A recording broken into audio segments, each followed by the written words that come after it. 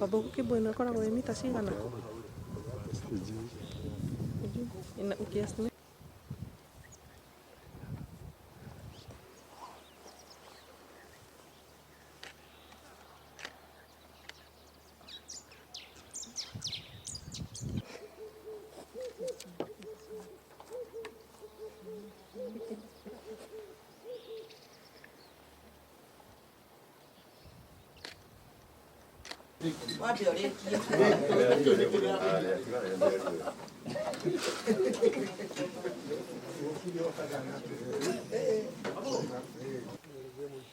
Lagi apa juga oi?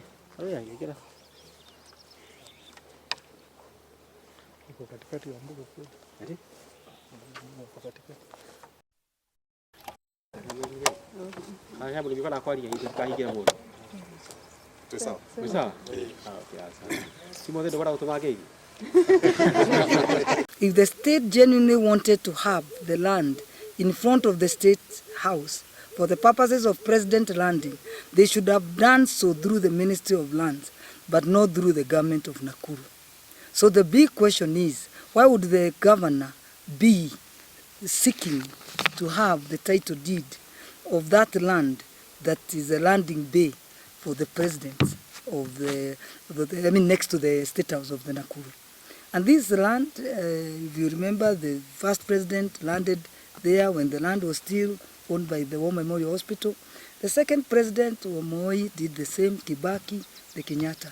I'm very sure even Ruto, His Excellency, our beloved president, would not want such a disruption just because that we are looking for a land for his purposes of landing. Based on the above grounds and reasons, these are enough for impeachment, and therefore I ask the MCAs to do their job. The shocking news about the War Memorial ownership is that they have genuine documents issued by the Ministry of Land extending the lease for further 50 years. Surprisingly, the staff at the Ministry of Land Registrar were instructed to disown the documents issued by the registrar. Those who did not cooperate were arrested and detained.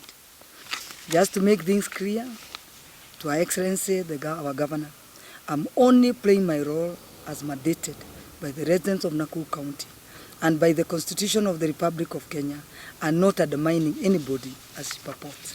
Since Her Excellency Governor Susan Kihikas took office, she has been undermining other elected leaders and calling them names in front of the people who elected them. She has been undermining our efforts and especially my oversight role. I thought she would appreciate the senator's role. She was my since she was my predecessor, but instead she's rubbishing my role day in, day out. And I take this opportunity as a senator for Nakuru County to congratulate the court for upholding the rule of law and order Nakuru County Police Boss, Mr. Samuel Danyi, for aiding Nakuru War Memorial Hospital management regain access to the facility after county officers raided the facility and warned the county government against court contempt.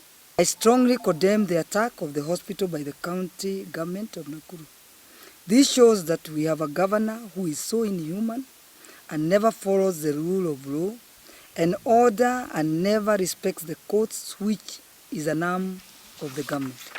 What Nakuru County residents have seen and experienced since Friday 19th January 2024, after the arrest of the directors of the War Memorial hospital to date. It is something that has never been seen anywhere in the world, and we can never forgive our governor.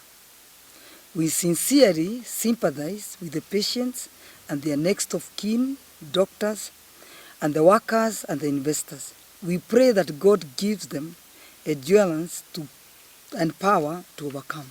Sadly, a lot of people have died since 28 October 2023, following the disruption of War Memorial Hospital by the county government led by Her Excellency Susan Kihikas. Sadly, this morning, the chairman of Mount Narok Sacco in Kenya, Mr. David Kimani, has died following the forceful takeover of the War Memorial Hospital by the Nakuru County government as Cries, under the instructions of the governor to evacuate all the patients and medical staff from premises. Yesterday, his brother tried to seek access to him at the hospital but was denied access at the gate. This is so inhuman, and may the family fight justice for negligence and death of the chairman. Not forgetting the disruption of services in our county government hospitals on 1st July 2023, where the county government, led by Her Excellency Susan Kihikas, sacked over 500 health workers, including doctors, nurses and general workers, and replaced them with non-qualified staff. We also experienced a lot of negligence to the patients, and up to date, the situation has not improved. This has caused our people to suffer in all the county hospitals. The sad part is that our county hospitals are in a sorry state due to poor management by the county government.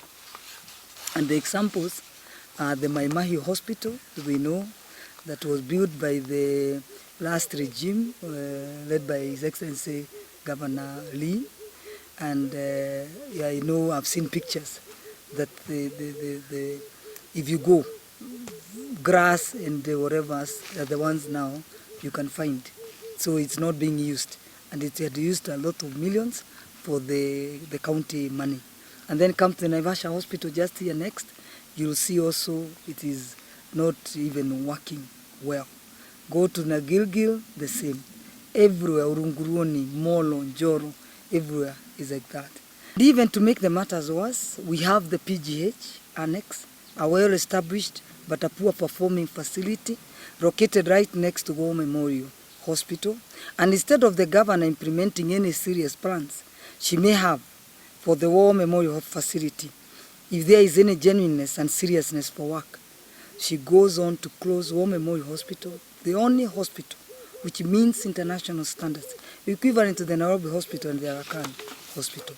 Instead of supporting local investors and focusing on attracting more health investors from the private sector, she's ordering the arrest of the War Memorial Hospital investors on false allegations, creating an enabling environment to do business in our county. This has created no confidence for investors in our country. As the Senate of the Republic of Kenya, we urge agencies like EACC, the Controller of Budget, and the Office of the Auditor General to be extremely vigilant to take necessary actions against corruption in the devolved units.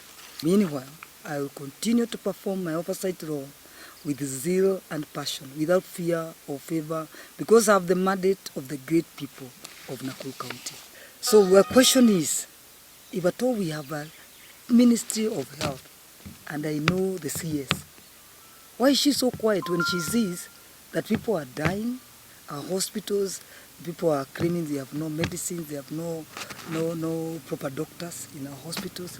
And this is one of the county, if you remember, the neighboring counties were coming for their medical services in this county of ours.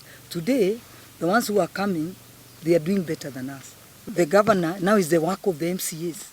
Yes, because the MCAs were elected by the people to ensure they're in the first line of the oversight. And actually the senator comes number 2.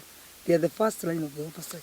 So they are the ones now we should look at those allegations, those conducts, and ensure that now they do that impeachment or whatever motion. And I'm sure the Nakuru people will support. You can imagine how much we've suffered for 1 year. What about now the rest of the 4 years remaining? I think Nakuru will be gone by then. So we need now to act and ensure that things go the right way. So the MCAs to do their part and ensure that the governor does her work the way it's supposed to be done.